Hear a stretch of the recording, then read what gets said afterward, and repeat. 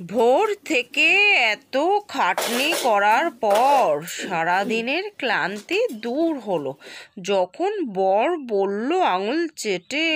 আহ, কি খেলাম! Good morning family, welcome to my channel. আমি সোমা নতুন একটি ব্লগ নিয়ে চলে এসেছি তোমাদের সঙ্গে। কেমন আছো তোমরা সবাই? আশা করি নিশ্চয়ই সবাই খুব ভালো আছো, আর আমরাও কিন্তু বেশ ভালো আছি। তো দেখো, সকালবেলা উঠে দিনের বাসি কাজকর্ম করে নিচ্ছি, আর এই যে বাসন মাজারটা কমপ্লিট হয়ে গেলে দিনের বাসি কাজকর্ম কমপ্লিট। তো এখন ফ্রেশ হয়ে বাসি নাইটিটা চেঞ্জ করে ধোয়া কাপড় পরে কোমর বেঁধে একেবারে সংসারের কাজে লেগে পড়েছি। তো সবার আগে অ্যাকোয়াগার্ড থেকে এখন জল টলগুলো ভরে নিচ্ছি। এখন ঠান্ডার সময় তো ঠান্ডা জল কেউ খেতে পারে না, তো ওই জন্য এখন একটুখানি সবার আগে গরম জল করে নেব। গরম জল করে নিজেও খাবো, সবাইকেও দেবো। তো গাইস দেখো, একটু গরম জল করে নিলাম। যা ঠান্ডা পড়েছে না আমাদের এখানে, দেখো আমার গলা এখনো ঠিক হচ্ছে না, এত পরিমাণে ঠান্ডা পড়েছে, মনে তো হচ্ছে দার্জিলিং এই বসে আছি।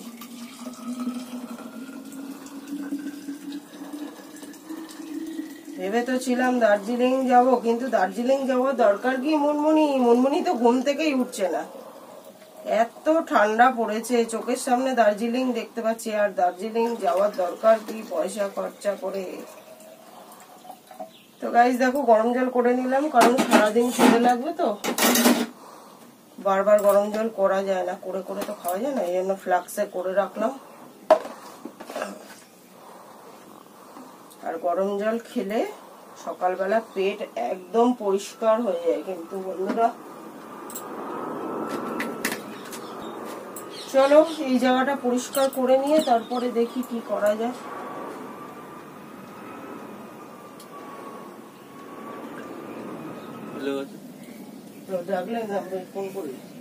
ফোন করে বলছে আমি চলে এসেছি ভেতরে, আপনাকে তো আমি ডাকছি, আপনি ওদিকে চলে গেলেন। আমার বরমশাইয়ের নাকি ইদানিং ভুঁড়ি বেড়ে যাচ্ছে, এত ভালো ভালো আমি রান্না করে খাওয়াচ্ছি। তো গরম জল খাইয়ে খাইয়ে আমি আবার ওয়েট লসও করে দিয়েছি বরের। আর গরম জল খেয়ে খেয়ে আমার বুকে জমে থাকা সর্দিও বেরিয়ে এসছে। আর গরম জল খেয়ে সিস্টেম কিন্তু একদম ক্লিয়ার থাকে আমাদের সবার। বড় বড় রোগ হয় সিস্টেম ক্লিয়ার না হলে, তো খালি পেটে গরম জল খেলে সিস্টেম একদম ক্লিয়ার থাকে। তো গাইস দেখো, সংসারে প্রয়োজনীয় কিছু জিনিসপত্র এখন আনা হয়েছে, সেগুলো ঢেলে নিই। চলো। আগেকার দিনের লোকেরা কিন্তু ওই হট করে কিছু হলেই ডাক্তারখানায় যেত না, এরকমভাবেই ঘরোয়া টিপস অ্যাপ্লাই করে যত বড় বড়ই রোগ হোক না কেন সেগুলো কমাতো। তারপর যদি না হতো তখন ডাক্তার বৈদ্য এসব দেখাতো। তো সেটাই আমিও কিন্তু অ্যাপ্লাই করি বন্ধুরা। প্রথমেই ডাক্তারখানায় যাই না বা ওষুধ খাই না, ঘরোয়া উপায় চেষ্টা করি, না হলে তারপর ডাক্তার দেখাই। আর উপকার পেলে অবশ্যই সেটাও তোমাদের সঙ্গে শেয়ার করি, যাতে তোমাদেরও উপকারে আসে। তো দেখো, কালকের ভাত রয়েছে, তবু আমি কোনো জিনিস ফেলি না, বিশেষ করে ভাত তো একটা দানাও না। তো সেটাই আর কি। এখন সকালবেলা ভাত ভাজা করতে বসে গেছি, বরমশাই দুপুরে এসে খাবে আজকে, তাই রান্নার চাপটা নেই এক্ষুনি সকালবেলা। ভাত ভাজাটা না একেবারে জাস্ট ফ্রাইড রাইসের মতো খেতে হয়, মানে কেউ বলবে না যে এটা বাসি ভাতের রান্না। আর আমার ভাত কত সুন্দর গোটা গোটা শক্ত রয়েছে, আমি দেখাচ্ছি তোমাদের। তো দেখো, আমার ডিমের ভুজিয়াটা হয়ে গেছে, পেঁয়াজ লঙ্কাও কেটে নিয়েছি ওদিকে। আর এখন আপাতত কোনো সবজি দেবো না, সবজি ভালো খায় না বর খুব একটা, তো সবজি ছাড়াই করবে। এভাবেই মুখে লেগে থাকার মতো রান্না হবে, আঙুল চেটে খাবে বর, একদম আঙুল চেটে। জাস্ট একটু খাটনি আর একটু বুদ্ধি লাগালেই কিন্তু একদম আঙুল চেটে খাওয়ার মতো খাবার হয়ে যায়। আর ওই যে কালো জিরে ফোড়ন দিয়ে দিলাম, যার যার ঠান্ডা লেগেছে ঠান্ডা কিন্তু একেবারে কমে যাবে। কালো জিরে যে কোনো খাবারে দিয়ে খেলে ঠান্ডা লাগলে ঠান্ডা লাগা কিন্তু কমে যাবে, মানে জ্বর সর্দি কাশি হলে ঘরোয়া উপায় আমি এভাবেই অ্যাপ্লাই করি। মানে সব রান্না একটু করে কালো জিরা দিয়ে দিলে একদম জ্বর সর্দি কাশি কমে যাবে, পট করে ডাক্তার দেখানোর কোনো দরকার নেই, আর চট করে ওষুধ খাওয়ারও কোনো দরকার নেই। কালো জিরা কিন্তু বড় বড় রোগ সারাতে অনেক কাজ করে। আর আমরা তো সবাই জানি যে নাক বন্ধ থাকলে কালো জিরা একটা পোটলায় করে একটু হাতে ঘষে শুকলেই নাক কিন্তু খুলে যায়।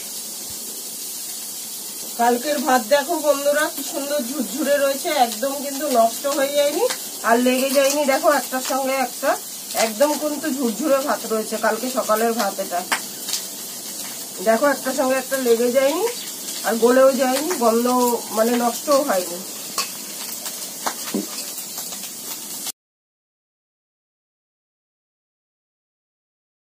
তো গাইস দেখো বর বাজার দিয়ে চলে এলো। কি মাছ আনলে?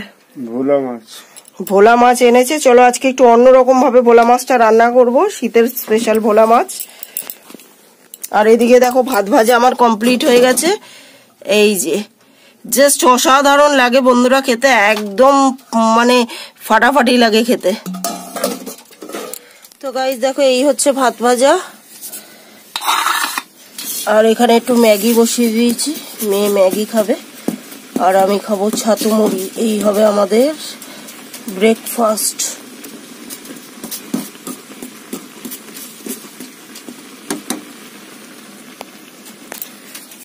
তো দেখো বরকে দিয়ে দিয়েছি ভাত ভাজা, মেয়েকে দিয়েছি ম্যাগি, আর আমি ছাতু মুড়ি খেতে বসে পড়েছি। ছাতু খেলে শরীরে কি পরিমাণে যে এনার্জি হয় সে আর কি বলবো।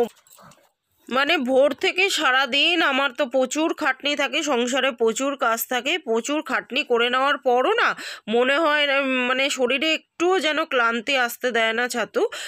মনে হয় কোনো কাজই যেন এখনো পর্যন্ত করিনি, বসেই রয়েছি, এরকম একটা ফিলিংস হয়। তো ওই জন্য প্রত্যেক দিন সকালের ব্রেকফাস্টে আমি ছাতু মুড়িই খাই, বেশিরভাগ দিনই। দু একদিন এটা ওটা সেটা খাই, কিন্তু বেশিরভাগ দিনই ছাতু মুড়ি খেয়ে নিই, কারণ প্রচুর কাজ যেহেতু থাকে। এনার্জি লস হয়ে গেলে কাজ করতে ইচ্ছে করবে না, কাজে মন লাগবে না, তাই ফুল এনার্জি নিয়ে আমাকে কাজ করতে হয়, তাই ছাতু মুড়ি খেয়ে নিই। তো গাইস দেখো এই যে ভোলা মাছ এনেছে, ভোলা মাছটাই রান্না করবো আজ, একটু অন্যরকম ভাবে রান্না করবো ভোলা মাছটা। শীতের স্পেশাল, শীতকালে আর কি তরকারি, শীতের তরকারি দিয়ে রান্না করবো। অনেক বড় বড় এনেছে মাছগুলো। তেল মশলা কম খেলে শরীর যাতে ভালো থাকে সেটাই চেষ্টা করি, কম তেল মশলা দিয়ে অথচ সুস্বাদু রান্না করতে, যাতে বরমশাই আঙুল চেটে খেতে পারে। তো সেটাই চেষ্টা করি, তেল মশলা কম দিয়ে একদম পারফেক্ট সুস্বাদু রান্না করার, যাতে বরমশাই আঙুল চেটে খায়।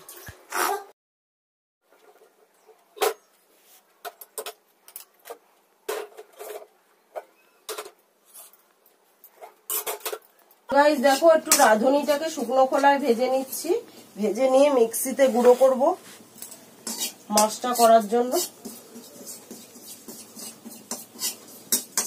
মূলো দিয়ে করব, মূলো দিয়ে আর ছিম দিয়ে করব ভোলে মাছটা।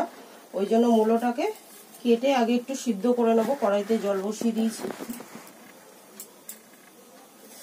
একটু সিদ্ধ করে নিয়ে তারপর রান্নাটা করব। তাহলে না গ্যাস ট্যাস হওয়ার চান্স থাকবে না, কারণ মুলো টুলো খেলে প্রচুর গ্যাস হয়। তো মুলোটা একটু সিদ্ধ করে নিলে গ্যাস হবে না।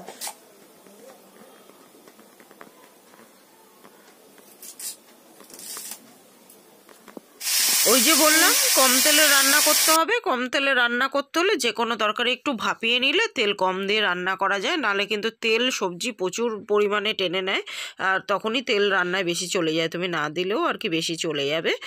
তো ওই জন্য আমি যে কোনো রান্না একটু ভাপিয়ে করার চেষ্টা করি, তাতে কম তেল হয়, অথচ স্বাদে কিন্তু একদম কোনো হেরফের হয় না, পারফেক্ট রান্না হয়। আর এদিকে দেখো এখন পালং শাকটা ভালো করে ধুয়ে ঠুয়ে নিয়ে 5 ফোড়ন দিয়ে বসিয়ে দিলাম পালং শাকটা।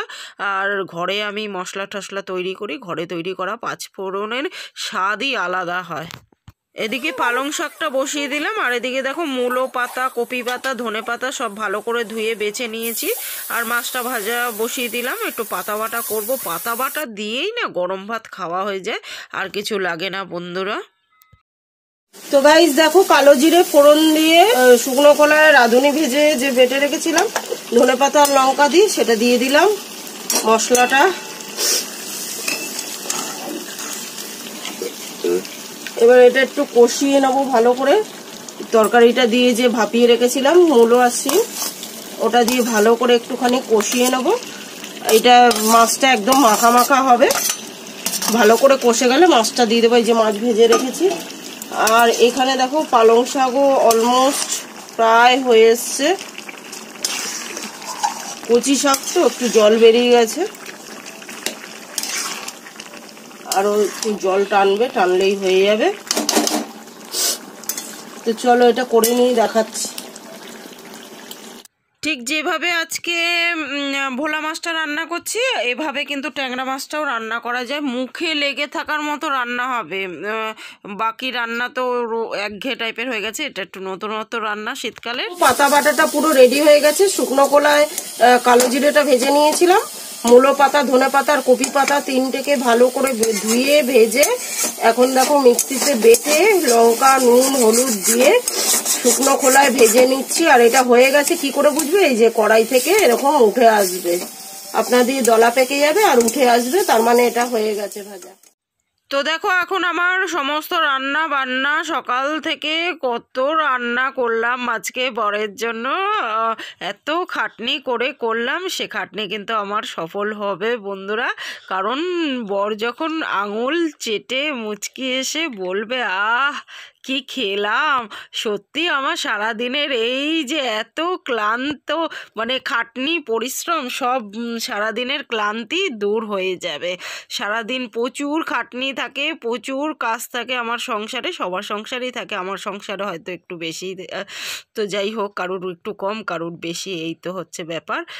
কিন্তু এত খাটনির পর যদি সত্যি বরমশাই খেয়ে তৃপ্তি করে বলে উফ কি খেলাম, তাহলে কিন্তু সত্যি সারাদিনের খাটনি সার্থক হয়, আর সারাদিনের খাটনি নিমেষে দূর হয়ে যায় কোথায় যে, সত্যি তখন মনে হয় যে সারাদিন যে এত খাটনি করলাম সত্যি সার্থক হয়েছে। তো দেখো এদিকে বাসন টাসন মাজা হয়ে গেছে, ঘর মোছা হয়ে গেছে, এদিকে ভাতটা বসিয়ে দিয়েছি। ভাতটা হতে হতে ভাত হয়েও গেছে, এখন ফ্যান গালবো, ভাত হতে হতে সংসারে সমস্ত কাজ কমপ্লিট হয়ে গেল। তো গাইস এই জাস্ট সমস্ত কাজ কমপ্লিট হলো, আর এই যে এক গামলা বাসন টাসন মেজে নিয়েছি, ঘর দোর এখন পুরো পরিষ্কার করে দিয়েছি। মুনমুনিকে একটু নিচে বসিয়েছি, কারণ হচ্ছে আমি এখন পুজো দেবো স্নান টান করে। আর মুনমুনি দেখো খাঁচার ওপরের ওটাকে খুলে ফেলেছে, খাঁচার ওপরে ঢাকনাটাকে খুলে ফেলে এবার ওইখান দিয়ে মুন্ডু বার করে এই দেখো, এই দেখো দেখো, দেখছো পাখির কাণ্ড? দেখো গ্যাস ট্যাসও দেখো পরিষ্কার করে দিয়েছি। আর কি কি রান্না করলাম চলো ব্যাক ক্যামেরা করে দেখাচ্ছি তোমাদের। দেখছো কিরম করছে? দেখো লেগে যাবে তো ওর, দেখো কাণ্ডটা শুধু দেখো। এটার মধ্যে ভাত আছে আর এটার মধ্যে পাতা বাটা, জাস্ট অসাধারণ লাগে, গরম ভাতে এটা দিয়ে খাওয়া হয়ে যাবে। আর এই হচ্ছে পালং শাক, আর এটার মধ্যে আছে মাছ, শীতকালের স্পেশাল ধনেপাতা, মূলো, শিম, রাঁধুনি বাটা দিয়ে ভোলা মাছ। ও হাত চেটে খাওয়ার মতো রান্না এটা বন্ধুরা, যারা কোনো দিন করনি এভাবে করে দেখো অবশ্যই।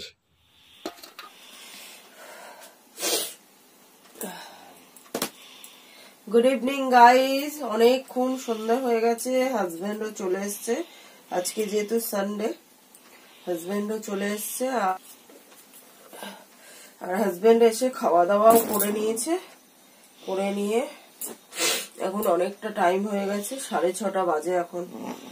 আর এখন তো 5:30 পৌনে 6 বাজলে 5:30 বাজলেই সন্ধ্যা হয়ে যায়, সন্ধ্যাও দিয়ে নিয়েছি। আর এখন সন্ধ্যায় যা যা কাজকর্ম আছে সেগুলো করে নেব, জল টল গরম করবো, অ্যাকোয়াগার্ড থেকে জল টল গুলো ভরবো, লাঞ্চ করেছি সেই বাসনগুলো গোছাবো। আমরা আগে লাঞ্চ করে নিয়েছিলাম স্নান টান করে পুজো করে, আর তারপর বর আসার পর বর করলো সেই বাসন টাসন গুলো গোছাতে হবে। আর এত পরিমাণে আমার ঠান্ডা লেগেছে না, সারাদিন যা হোক রয়েছি, কিন্তু দুপুরবেলা যেই কিনা ভাত খাচ্ছি, ভাত পেটে পড়ার পর থেকে না নাক ঠাক যেন বন্ধ হয়ে যাচ্ছে, মাথা ধরে যাচ্ছে, এই ভয় তো এখন ভাত খেতেই ইচ্ছে করে না, আর মানে ভাত খেতেই ভয় লাগছে, নাক ঠাক পুরো আটকে যাচ্ছে একদম, এত পরিমাণে ঠান্ডা লেগে গেছে না সে আর বলার মতো না। আসলে ওই যে বিয়ে বাড়ি গেছিলাম, ট্রেনের হাওয়া টাওয়া লেগেছে, আমরা তো একদমই ট্রেনে উঠি না, মানে ট্রেনে ওঠার অভ্যাসটা নেই একদম, সেই যে ট্রেনের হাওয়া। তারপর অনেক রাত্রি 3টের সময় ওদের বিয়ে শেষ হওয়ার পর ওদের যে বিয়ে বাড়িটা ভাড়া করেছিল না, সেই বিয়ে বাড়িটা মানে বাড়ির থেকে প্রায় 1 ঘন্টা খানিক দূর, সেই একটা টোটো করে, মানে আর ওখানে ফাঁকা জায়গা তো, গ্রাম সাইড, পুরোই গ্রাম ওটা, পচপাড়াগা যাকে বলে, আর ফাঁকা জায়গা তো, মানে হাওয়াটা, টোটো করে গেছি আমরা সব ওদের বাড়িতে, আর ওই টোটোর মধ্যে হাওয়াটা পুরো গায়ে লেগেছে, ব্যাস ওটাই, ওইখানেই ঠান্ডাটা সেই যে লেগেছে, সেই ঠান্ডা এখনো আর কি কমাতে পারছি না। সারাদিন তো ভালো থাকছি, কিন্তু ভাত টাত খাওয়া হয়ে গেলে না এত শরীর খারাপ করছে, সে নাক ঠাক বন্ধ হয়ে যাচ্ছে, কপাল মাথায় যন্ত্রণা করছে, কি যে হচ্ছে। চলো জামা কাপড় গুলো রেখে দিই, তারপরে গরম জল করে একটু, এখন তো গরম জল ছাড়া খাওয়াই যাচ্ছে না, এত ঠান্ডা পড়েছে। তো বন্ধুরা এত পরিমাণে ঠান্ডা লেগেছে না কি বলবো, বুকের মধ্যে ঘর ঘর ঘর ঘর আওয়াজ হচ্ছে, তারপর সেই কপালে মনে হচ্ছে যেন সর্দি জমে রয়েছে, নাক তো বন্ধ হয়েই রয়েছে, বলছি দুপুরের পর থেকে নাক বন্ধ হয়ে যাচ্ছে। তো কি ডাক্তার দেখাবো? না না, ডাক্তারখানায় আমি চট করে যাইও না, ওষুধও আমি চট করে খাই না। তো তার জন্য অবশ্যই এখন কাড়া খাচ্ছি, প্রত্যেক দিন 3 জনে মিলেই কাড়া খাচ্ছি। ঠান্ডাটা পড়ার আগে থেকে যদি কাড়াটা খেতাম না, তাহলে কিন্তু আর ঠান্ডা লাগতো না। তো খাওয়া হয়নি, ওই যে খাবো খাবো করে খাওয়া হয়নি। তো যাই হোক, ঠান্ডা যখন লেগেই গেছে, এখন প্রত্যেক দিন কাড়াটা খাওয়ার চেষ্টা করছি 3 জনে। আর সেটাই আর কি, কাড়াটা খেলে বুকে জমে থাকা পুরনো সর্দিও যদি জমে থাকে না, তো সেটাও বেরিয়ে আসে, আর মাথা যন্ত্রণা, নাক বন্ধ সব কমে যায়। ছোট বাচ্চা থেকে বড় প্রত্যেকেই এটা খাওয়া যেতে পারে। তো আমি এখন প্রত্যেক দিন এটাই খাচ্ছি। এটা খেয়ে কিন্তু আমার ঠান্ডা লাগা অনেক কমে গেছে। আর আমার ব্লগে আমি শেয়ার করেছি অনেকবার কাড়া কিভাবে বানাই আমি, তো সেটাই এখন বানাতে বসে গেছি। দেখো বিকালবেলার যা যা কাজকর্ম থাকে করে নিলাম, তো বাসন টাসন গুছিয়ে নিলাম, লাঞ্চ করে খেয়েছিলাম যেগুলো, উপর টুপুর করে দিয়েছিলাম। জল ঝরার পরে এই সন্ধ্যা টন্ধে দিয়ে প্রায় ঘন্টাখানেক পরে বাসন টাসন গুছিয়ে নিই, অ্যাকোয়াগার্ড থেকে জল ভরে গরম জল টল করে নিই, কারণ ঠান্ডা জল তো খাওয়া যাচ্ছে না। আর এখন এই যে কাড়া বানাতে বসে গেছি, ভালো করে হাই ফ্লেমে 5 মিনিট ফুটালেই যা যা দিয়ে করার সমস্ত দিয়ে করে নিলাম। করে নিয়ে এখন 3 জনে আয়েস পায়েস করে বসে খাবো কাড়াটা।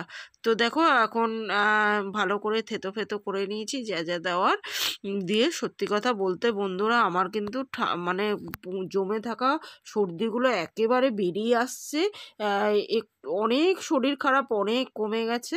তো গাইস দেখো কাড়া পুরো রেডি হয়ে গেছে, আর এটা খেয়ে কিন্তু আমার মানে এত পরিমাণে যে ঠান্ডা লেগেছে না, সেটা কিন্তু অনেক কমছে আস্তে আস্তে, আর বুকে যে সর্দি জমে গেছে সেগুলোও কিন্তু বেরিয়ে আসছে।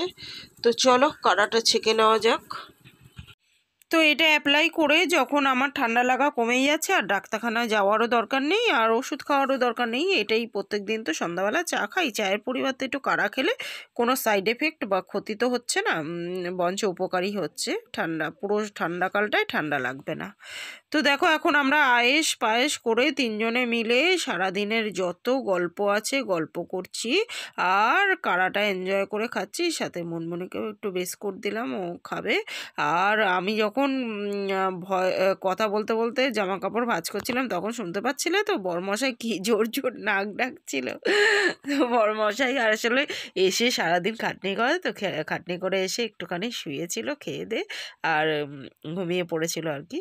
তো তাই ভাবলাম যে যতক্ষণ ঘুমোচ্ছে ততক্ষণ আমি সংসারে কাজকর্মগুলো করে নিই, তারপরে বরমশাইকে ডাকবো। তো আর বলতেও পারছিলাম না যে একটুখানি সরে শোও বা কিছু, ঘুমাচ্ছিল তো ঘুমটা ভেঙে যাবে। তো এটা একটু ইগনোর করো প্লিজ বন্ধুরা তোমরা সবাই। তো দেখো আমরা চা খাচ্ছি, আর আমি যখনই চা বা কফি খাই না, দেখো চায়ের কাপটা মুখের সামনে নিয়ে ফু দিয়ে দিই, চোখে আর কপালে ওই ভাবটাকে লাগাই। ওই গরম ভাবটা চোখে আর কপালে গেলে কিন্তু মাথা যন্ত্রণা একদম ম্যাজিকের মতো গায়েব হয়ে যায় বন্ধুরা। তো সেটাই করছিলাম। তো বন্ধুরা দেখো সকালের পালং শাক তো বেশি করে করেছিলাম, পালং শাক রয়েছে। আর এখন এই ঠান্ডার মধ্যে গরম গরম ফুলকো ফুলকো রুটির যে কি স্বাদ, কি স্বাদ সে আর কি বলবো।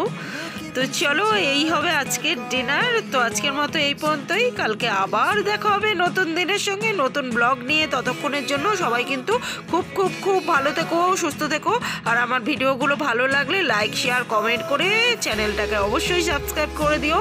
তো আজকের মতো গুড নাইট এভরিওয়ান, টাটা। সবাই কিন্তু খুব ভালো থেকো, সুস্থ থেকো, আর একদম ঠান্ডা লাগিও না, ঠান্ডার সময় তো সাবধানে থেকো। আর এখন কিন্তু অনেকটাই রাতে আমি রুটি করতে বসেছি, প্রায় 10:30 মতো বাজে।